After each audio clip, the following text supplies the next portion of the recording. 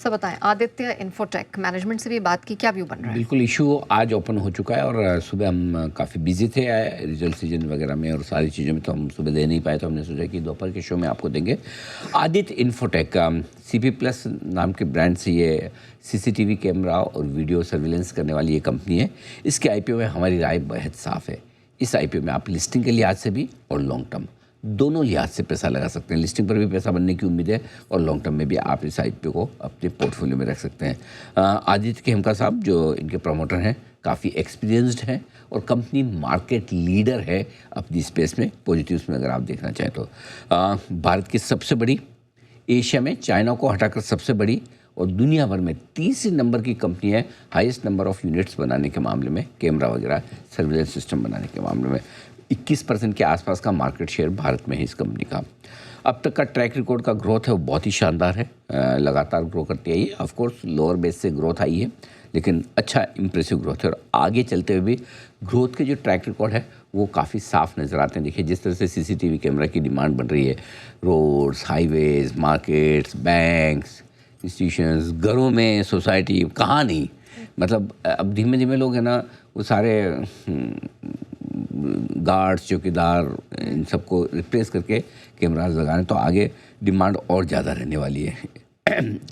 इसके अलावा कंपनी के पास जो कुछ डेट है वो डेट इससे कम करेगी और काफ़ी कुछ इससे डेट कम करने से सेविंग भी होती हुई दिखेगी। ये एक बड़ा फ़ायदा होगा। एक सर्टिफिकेशन आया है सरकार की तरफ से, वो कंपल्सरी किया गया है, उसको कहते हैं STQC। इस सर्टिफिकेशन के कंपल्सरी होने से अब क्या होगा कि जो सस्ते कैमरा चाइना से आते हैं जी, वो आना कम हो जाएंगे, बंद हो जाएंगे और भारतीय कंपनियों को उसका बड़ा फ़ायदा मिलेगा। एक अच्छी बात और है कि क्रिमिनल्स पे और सब चीज़ों पे नज़र रखने वाली ये कंपनी CCTV वाले, इस कंपनी के बोर्ड पर, कंपनी पर, प्रमोटर्स पर, डायरेक्टर पर किसी तरह का कोई क्रिमिनल केस नहीं है। ये अच्छी गवर्नेंस दिखाता है नेचुरली, क्योंकि देखिए आजकल बड़ी कंपनियों के लिए ऐसा होना बहुत आम बात है, नहीं होना बड़ी बात है। वैल्यूएशंस आकर्षक हैं, इन्होंने लिस्टिंग के लिए भी थोड़ी जगह छोड़ी है और साथ ही IPO में लॉन्ग टर्म के लिहाज से भी, इसलिए हमें ये पॉजिटिव दिख रहा है। नेगेटिव क्या है? ओहो, कंपटीशन बहुत है, हर कोई आजकल कैमरे बना के बेच रहा है या इम्पोर्ट करके बेच रहा है, तो अनब्रांडेड, कम नॉन ब्रांड जो होती है, कम मार्जिन्स पे, अनऑर्गेनाइज सेक्टर से काफ़ी कंपटीशन है।